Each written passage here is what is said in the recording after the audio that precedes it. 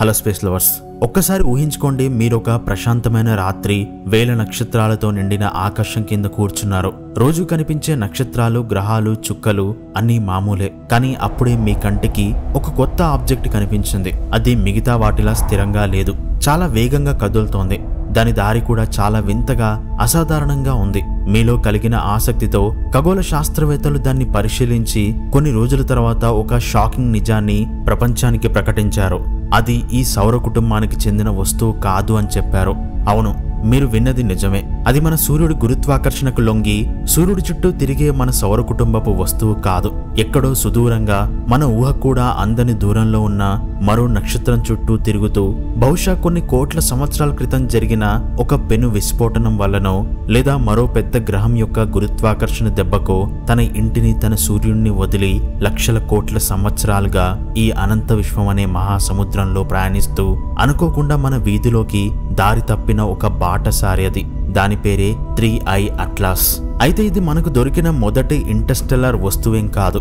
2017లో ఓముఆముఆ అనే పొడవాటి సిగార్ ఆకారపు రాయి, 2019లో 2I బోరిసోవ్ అనే తోకచుక్క మనల్ని పలకరించింది. మన శాస్త్రవేత్తల మెదళ్లకు పదును పెట్టి వెళ్లిపోయాయి. కానీ ఈ 3I అట్లాస్ వాటికంటే చాలా ప్రత్యేకం. ఇది చాలా పెద్దది, అత్యంత ప్రకాశవంతమైనది, మరియు ముఖ్యంగా మన శాస్త్రవేత్తలకు ఎన్నో కొత్త ప్రశ్నలను, మరెన్నో సమాధానాలు వెతికే అవకాశాలను తీసుకొచ్చింది. అయితే అసలు ఏంటి 3I అట్లాస్? ఎక్కడి నుండి వచ్చింది? దాని ప్రత్యేకత ఏంటి? అది కేవలం మంచు ధూళితో నిండిన ఒక నిర్జీవమైన తోకచుక్క, లేకపోతే హార్వర్డ్ యూనివర్సిటీ ప్రొఫెసర్ యావీలో పదే పదే చెప్తున్నట్లు అది మనల్ని గమనించడానికి, మన బలాబలాలను అంచనా వేయడానికి గ్రహాంతరవాసులు పంపిన ఒక అత్యాధునిక గూఢచారి వ్యోమనౌకన? ఈ ప్రశ్నల వెనుక ఉన్న సైన్స్, మిస్టరీ మరియు మన ఊహ కూడా అందని భయానక నిజాలను, దాని వెనుక ఉన్న ప్రతి యాంగిల్ని ఈ వీడియోలో మాట్లాడుకుందాం. జూలై 1, 2025 ఆ రోజు ఖగోళ శాస్త్ర ప్రపంచంలో ఒక సాధారణమైన రోజులాగే మొదలైంది.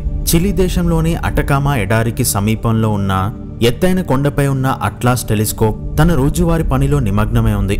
దాని పేరులోనే ఉన్నట్టు దాని ప్రధాన బాధ్యత భూమికి ప్రమాదం కలిగించే గ్రహశకలాలను కనిపెట్టడం. రాత్రికి రాత్రే ఆకాశంలోని ప్రతి భాగాన్ని స్కాన్ చేసి నిన్నటి చిత్రాలతో పోల్చి ఏదైనా కొత్తగా కదులుతున్న చుక్క కనిపిస్తే వెంటనే శాస్త్రవేత్తలను హెచ్చరిస్తుంది. అది ఒక రకమైన అంతరిక్ష కాపలాదారు అని చెప్పొచ్చు. ఆ రోజు కూడా ఆటోమేటిక్ గా ఆకాశాన్ని స్కాన్ చేస్తున్న అట్లాస్ కంప్యూటర్లు ఒక కొత్త, చాలా మస్కబారిన చుక్కను గుర్తించాయి. మొదట దానిని ఒక సాధారణ గ్రహశకలం అని అనుకున్నారు. కానీ దాని డేటాని గమనించినప్పుడు శాస్త్రవేత్తలు ఆశ్చర్యపోయారు. దానికి కారణం దాని వేగం. అది గంటకు సుమారు 2,10,000 కిలోమీటర్ల పైచిలుకు వేగంతో ప్రయాణిస్తోంది. ఇది మన సౌర వ్యవస్థ యొక్క ఎస్కేప్ వెలాసిటీ కంటే చాలా ఎక్కువ. మన సూర్యుడి గ్రావిటీ శక్తికి కట్టుబడి ఉండే ఏ వస్తువు కూడా అంత వేగంగా ప్రయాణించలేదు.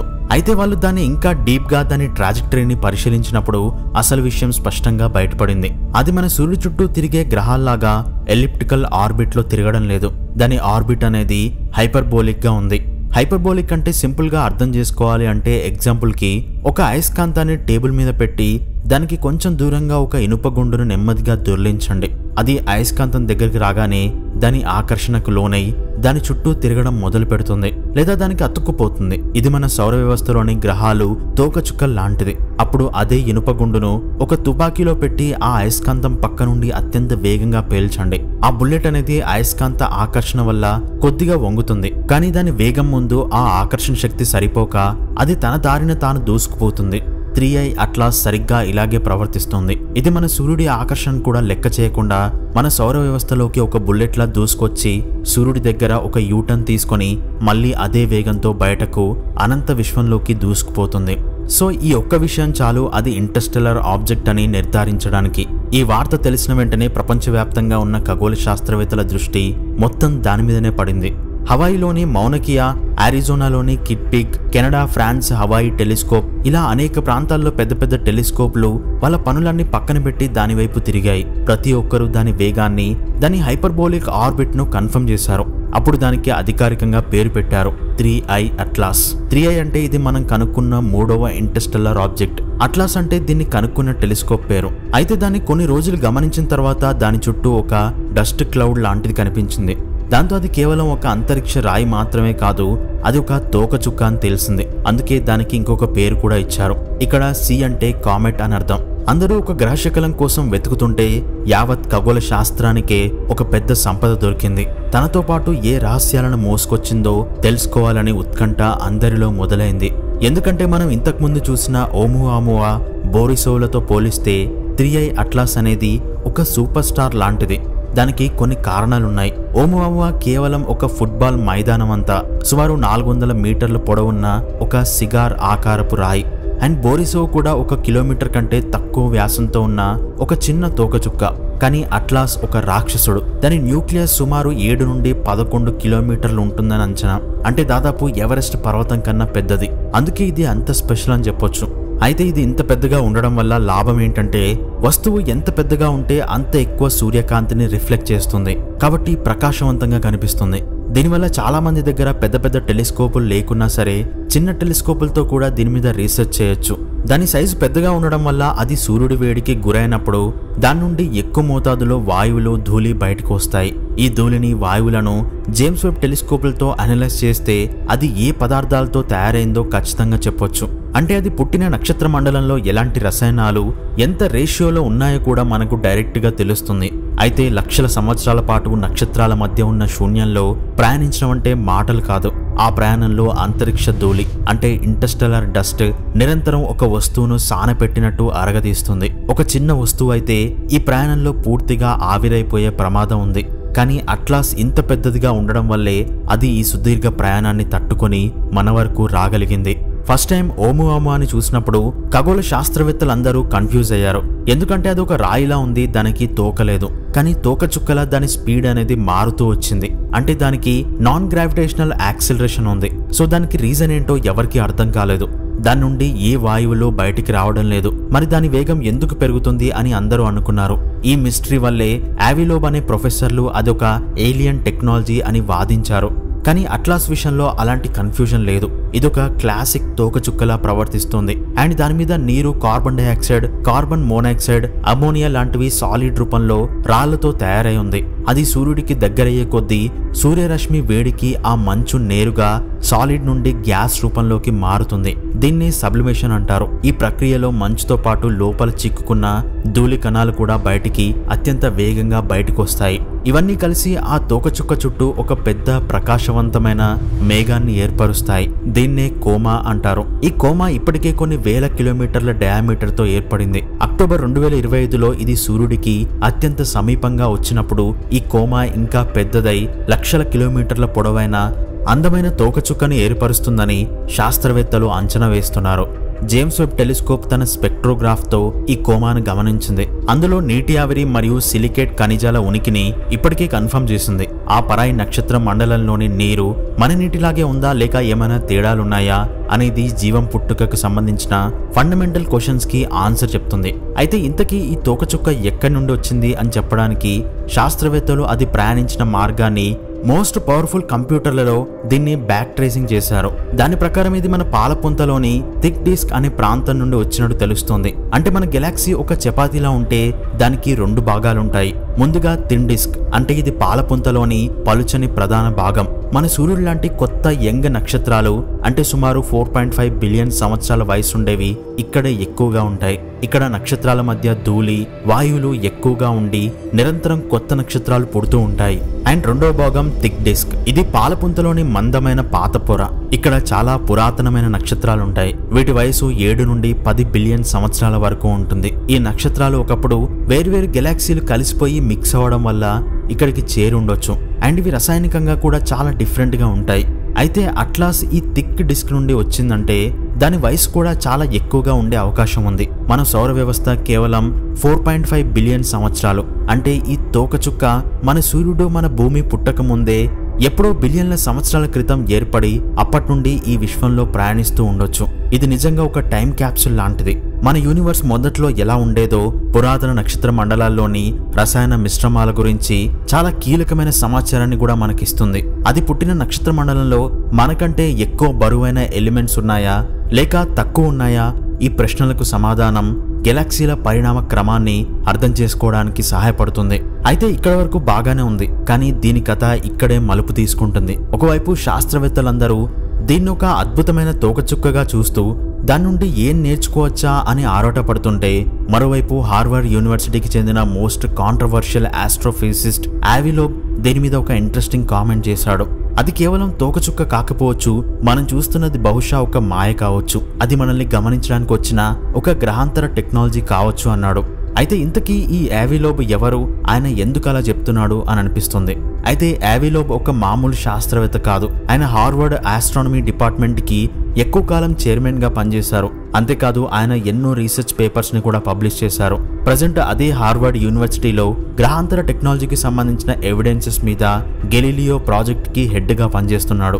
అండ్ ఆయన ఆలోచనలన్నీ కూడా ట్రెడిషనల్ కి ఆపోజిట్ గా ఉంటాయి అండ్ కొన్నిసార్లు కాంట్రవర్షియల్ గా కూడా మారతాయి. 2017లో ఓమువామువా వచ్చినప్పుడు కూడా దాని వింత ఆకారం, తోక లేకుండా స్పీడ్ ని పెంచుకోవడం, ఇవన్నీ గమనించి అది గ్రహాంతరవాసులు సౌరశక్తితో నడిపే ఒక లైట్ సాయిల్ అయి ఉండొచ్చు అని వాదించి ప్రపంచవ్యాప్తంగా సంచలనం సృష్టించాడు. ఇప్పుడు 3i అట్లాస్ విషయంలో కూడా మిగతా ఆస్ట్రోనామర్స్ తో కలిసి ఒక రీసెర్చ్ పేపర్ ని పబ్లిష్ చేశాడు. దాని పేరు is the Interstellar object 3i atlas alien technology. అయితే ఆ పేపర్లో ఆయన మనల్ని ఆలోచింపజేసేలా కొన్ని ఉంటే, ఇంకొన్ని మనల్ని భయపెట్టేలా ప్రశ్నలు కూడా ఉన్నాయి.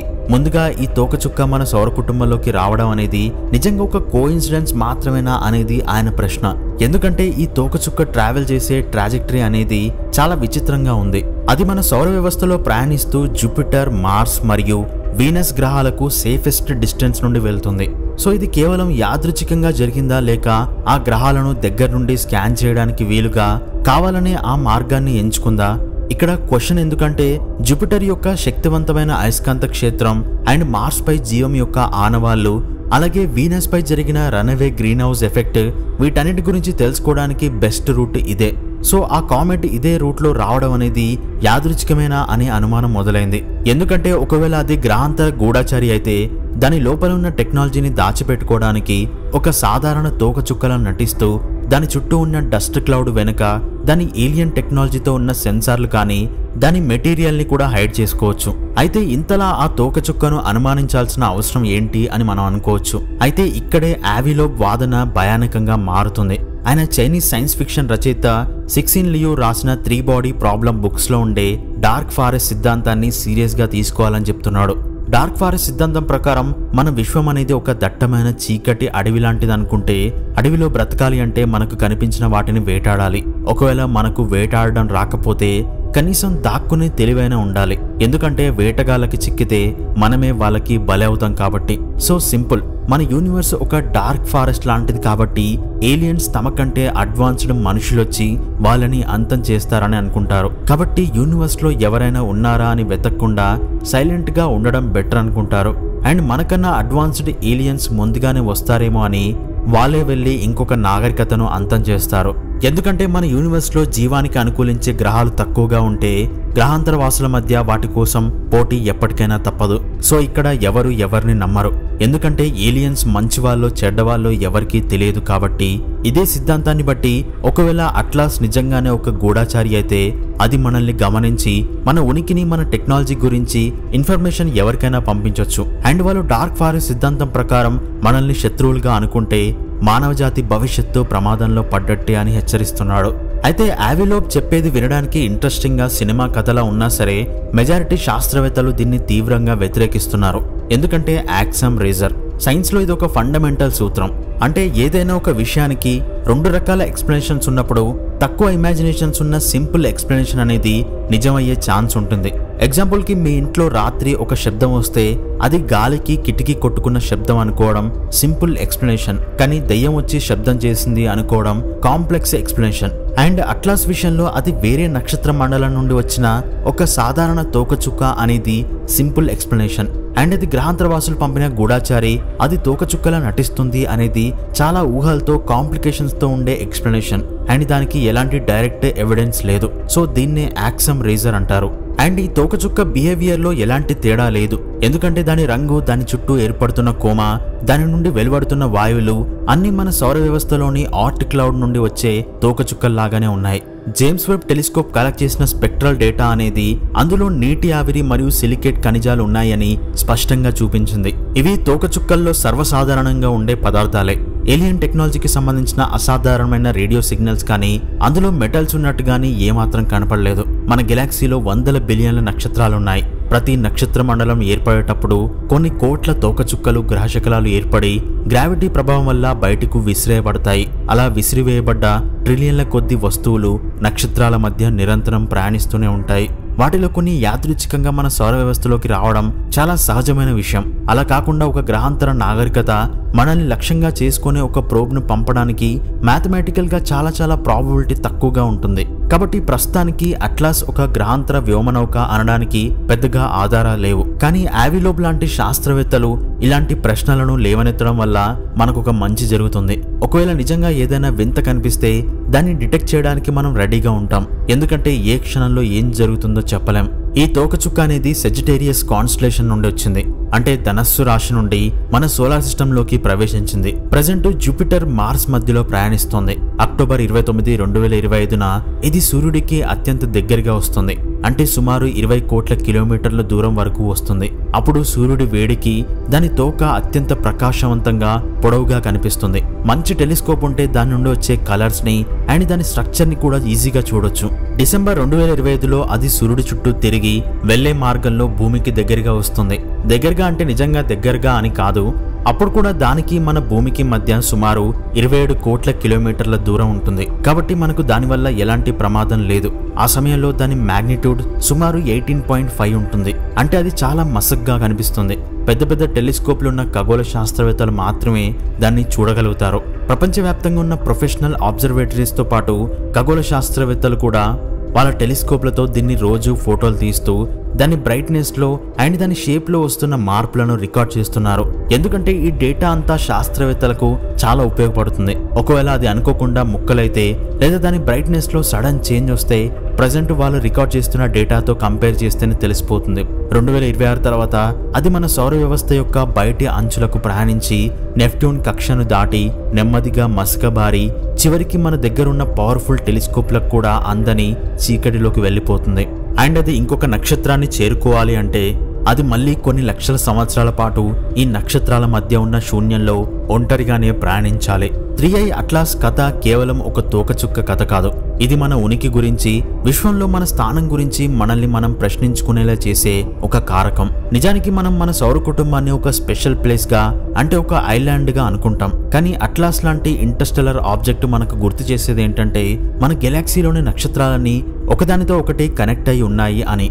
పదార్థం అనేది ఒక నక్షత్ర మండలం నుండి మరో దానికి ప్రయాణిస్తూనే ఉంటాయి అని మనకు అర్థమవుతుంది. ఎందుకంటే పాన్స్పెర్మియా సిద్ధాంతం కూడా ఇదే చెప్తుంది. అంటే జీవ పదార్థాలు లైక్ అమైనో యాసిడ్స్, ఇంకొన్ని జీవం ఉన్న కెమికల్స్ ఇలాంటి తోకచుక్కల ద్వారా ఒక నక్షత్రం నుండి ఇంకొక నక్షత్రానికి ప్రయాణించే అవకాశం ఉంది. ఎందుకంటే అది మన సౌర కుటుంబంలో ప్రయాణిస్తున్నప్పుడు మన భూమి మీద జీవం ఏర్పడడానికి కావలసిన అంతరిక్షపు ధూళి అనేది దాని మీద చేరుతుంది. కాబట్టి ఆ ధూళి అనేది ఇంకొక నక్షత్ర మండలంలోకి ప్రవేశించొచ్చు అండ్ దానివల్ల అక్కడ ఇంకొక జీవం పుట్టొచ్చు. సో మన కంటికి చాలా సాధారణంగా కనిపిస్తున్న దాని ప్రయాణం వెనుక ఎన్నో రహస్యాలుంటాయి. అంటే మనం అనుకున్నట్టుగా మనుషులు ఒంటరి వాళ్ళు కాదేమో అని కూడా అనిపిస్తుంది. అండ్ వేరే నక్షత్రం దగ్గరికి వెళ్ళాలి అంటే మనకు లక్షల సంవత్సరాలు పడుతుంది. కానీ ఆ నక్షత్ర మండలంలోని శాంపిల్స్ అనేవి మన దగ్గరికి డైరెక్ట్ గా రావడం అనేది మనకు ఒక అద్భుత అవకాశం అని చెప్పొచ్చు. ఎందుకంటే కొన్ని $1 బిలియన్ ఖర్చు చేసి పెట్టి నాసా కొన్ని గ్రాముల ఆస్ట్రాయిడ్ మట్టిని తీసుకొస్తుంది. అలాంటప్పుడు టన్నుల కొద్ది బరువున్న ఇంటర్స్టెల్లర్ కామెట్ డైరెక్ట్ గా మన దగ్గరికి వస్తే అది సైంటిస్టులకు ఎంత పెద్ద అడ్వాంటేజో అర్థం చేసుకోండి. అంటే దాంతో ఎంతో రీసెర్చ్ చేయొచ్చు, వేరే ప్రపంచాలు ఎలా ఉంటాయో తెలుసుకోవచ్చు, అక్కడ రసాయనాల లక్షణాలు అర్థం చేసుకోవచ్చు. అండ్ ఆవిలోబ్ చెప్పిన ఏలియన్ ప్రోబ్ సిద్ధాంతం అనేది సైన్స్ లో ఇమాజినేషన్ పవర్ ఎంతుందో చూపిస్తుంది. ఎందుకంటే కొత్త ఆలోచనలు, హయ్యర్ ఇమాజినేషన్స్ లేకపోతే సైన్స్ ముందుకు వెళ్ళదు. కానీ ఇమాజినేషన్స్ కి ప్రాక్టికల్ రీసెర్చ్ కి మధ్య తేడా ఏంటో కూడా సైన్స్ కి తెలుసు. అందుకే గెలీలియో, ఐన్స్టీన్ లాంటి వాళ్ళు కూడా మొదట ఊహలతోనే వాళ్ళ ప్రయాణాన్ని మొదలుపెట్టారు. అయితే ఆ ఇమాజినేషన్స్ కి స్ట్రాంగ్ ఎవిడెన్స్ తోడైతే ఊహించడానికే భయపడే సిద్ధాంతాలు ఒక రెవల్యూషన్ ని తీసుకొస్తాయి. ఫైనల్ గా అట్లాస్ ఒక తోకచుక్క కావచ్చు, లేదా ఆవిలోబ్ చెప్పినట్టు ఒక గూఢాచారి కావచ్చు. ఏదేమైనప్పటికీ అది మన దృష్టిని ఆకాశం వైపుకు మళ్లించింది, మనల్ని ఆలోచింపజేసింది. మనం ఒంటరిగా ఉన్నామా అనే మానవ జాతి యొక్క అత్యంత ప్రాచీనమైన, అత్యంత లోతైన ప్రశ్నకు సమాధానం వెతకడానికి మనల్ని ప్రేరేపించిందని చెప్పొచ్చు. విశ్వం తన రహస్యాలను ఇలాంటి దూతల రూపంలో మనకు పంపుతూనే ఉంటుంది. వాటిని అర్థం చేసుకోవడానికి అందుకోవడానికి మనం సిద్ధంగా ఉన్నామా లేదా అన్నదే అసలైన ప్రశ్న. ఇప్పుడు 3i అట్లాస్ వచ్చింది, రేపు 4i అండ్ 5i కూడా రావచ్చు. బహుశా వాటిలో ఒకటి మన చరిత్ర గతిని మార్చేసే సందేశాన్ని మోసుకొస్తుందేమో. దానికోసం మనిషి ఎప్పుడూ ఆకాశం వైపుకు చూస్తూ ఉండాల్సిందే. సో ఇది మన సోలార్ సిస్టంలోకి అడుగుపెట్టిన కొత్త గ్రహాంతర వస్తువు గురించి పూర్తి సమాచారం. అండ్ ఈ వీడియోని ఇక్కడి వరకు చూసిన వాళ్ళందరికీ thank you so much. And మన ఛానల్లో జాయిన్ అయ్యి ఇలాంటి వీడియోస్ చేయడానికి హెల్ప్ చేస్తున్న వాళ్ళందరికీ స్పెషల్ థ్యాంక్స్ చెప్పుకోవాలి. అలాగే కామెంట్ సెక్షన్లో హైప్ అనే ఆప్షన్ వచ్చిన వాళ్ళు మన ఛానల్కి హైప్ ఇవ్వడానికి ట్రై చేయండి. సో మరొక వీడియోతో మళ్ళీ కలుద్దాం. And thanks for watching.